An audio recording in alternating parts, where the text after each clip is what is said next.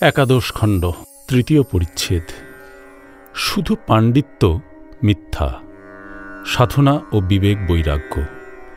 সমাধির কথা বলিতে বলিতে ঠাকুরের ভাবান্তর হইল। তাহার চন্দ্রমুখ হইতে স্বর্গীয় জ্যোতি বহির্গত হইতেছে।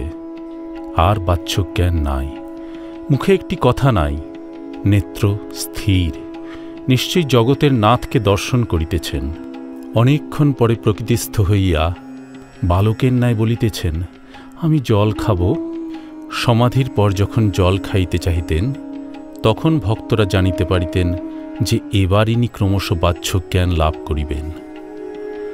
ঠাকুর ভাবে বলিতে লাগিলেন, মা, সেদিন ঈশ্বর বিদ্যাসাগরকে দেখালি। তারপর আমি আবার বলেছিলাম, মা, আমি আরেকজন পণ্ডিতকে দেখব, তাই তুই আমায় এখানে এনেছিস। পরে শস্যধরের দিকে তাকাইয়া বলিলেন, বাবা, আর একটু বল বাড়াও, আর কিছুদিন সাধন ভজন করো। গাছে না উঠতেই এক কাঁদি, তবে তুমি লোকের ভালোর জন্য এসব করছো। এই বলিয়া ঠাকুর শশধরকে মাথা নোয়াইয়া নমস্কার করিতেছেন।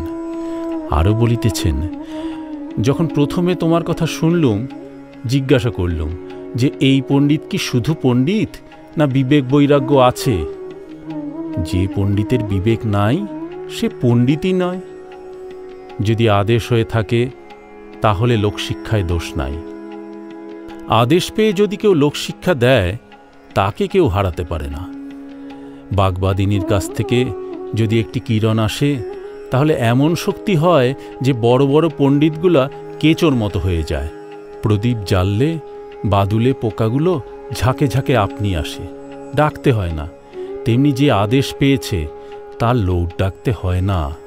অমুক সময় লেকচার হবে বলে খবর পাঠাতে হয় না। তার নিজের এমনি টান যে লোক তার কাছে আপনি আসে।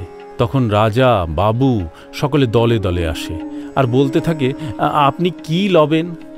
আম, সন্দেশ, টাকা কড়ি, শাল এই সব এনেছি, আপনি কি লবেন?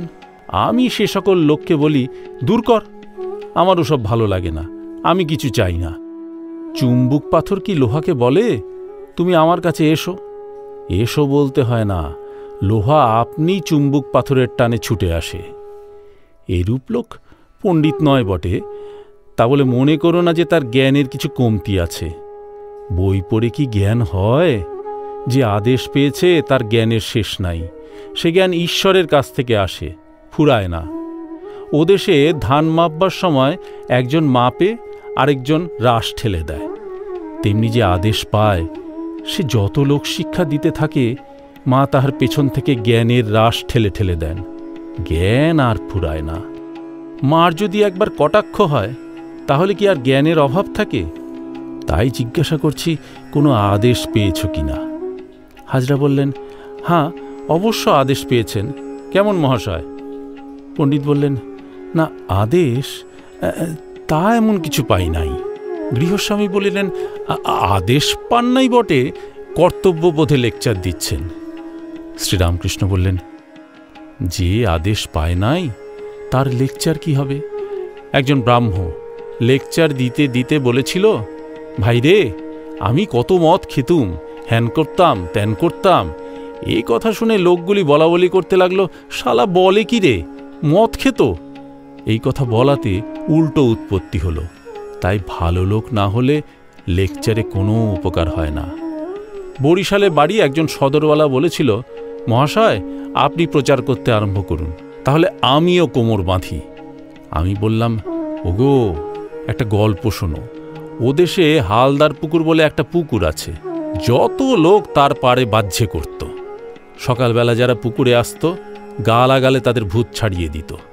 কিন্তু গালাগালে কোনো কাজ হতো না। আবার তার পরদিন সকালে পাড়ে বাহ্যে করেছে, লোকে দেখত। কিছুদিন পরে কোম্পানি থেকে একজন চাপরাশি পুকুরের কাছে একটা হুকুম মেরে দিল।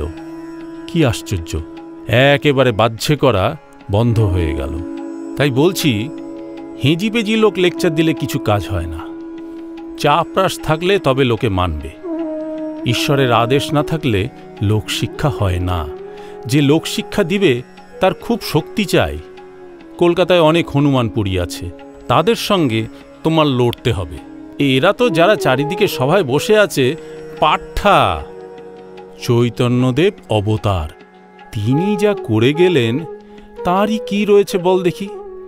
আর যে আদেশ পায় নাই তার লেকচারে কি উপকার হবে? তাই বলছি, ঈশ্বরের পাদপদ্মে মগ্ন হও। এই কথা বলিয়া ঠাকুর প্রেমে মাতোয়ারা হইয়া গান গাহিতেছেন। ডুব ডুব ডুব রূপ সাগরে আমার মন, তলাতল পাতাল খুঁজিলে পাবি রে প্রেমে রত্ন ধন। ডুব ডুব ডুব রূপ সাগরে আমার মন। খোঁজ খোঁজ খোঁজ খুঁজিলে পাবি হৃদয় মাঝে বৃন্দাবন। দিব দিব দিব জ্ঞানের বাতি জ্বলবে হৃদে অনুক্ষণ। ড্যাং ড্যাং ড্যাং ডাঙায় ডিঙে চালায় আবার কোন সেজন। কবির বলে শোন শোন শোন ভাব গুরুর শ্রীচরণ। এ সাগরে ডুবলে মরে না, এ যে অমৃতের সাগর। আমি নরেন্দ্রকে বলেছিলাম, ঈশ্বর রসের সমুদ্র, তুই এ সমুদ্রে ডুব দিবি কিনা বল। আচ্ছা মনে কর, খুলিতে এক খুলি রস রয়েছে, আর তুই মাছি হয়েছিস, কোথা থেকে রস খাবি বল? নরেন্দ্র বললে, আমি খুলির আড়ায় বসে মুখ বাড়িয়ে খাবো, কেননা বেশি দূরে গেলে ডুবে যাব। তখন আমি বললাম, বাবা, এ সচ্চিদানন্দ সাগর, এতে মরণের ভয় নাই। এ সাগর অমৃতের সাগর। যারা অজ্ঞান তারাই বলে যে ভক্তি প্রেমের বাড়াবাড়ি করতে নাই। ঈশ্বর প্রেমের কি বাড়াবাড়ি আছে?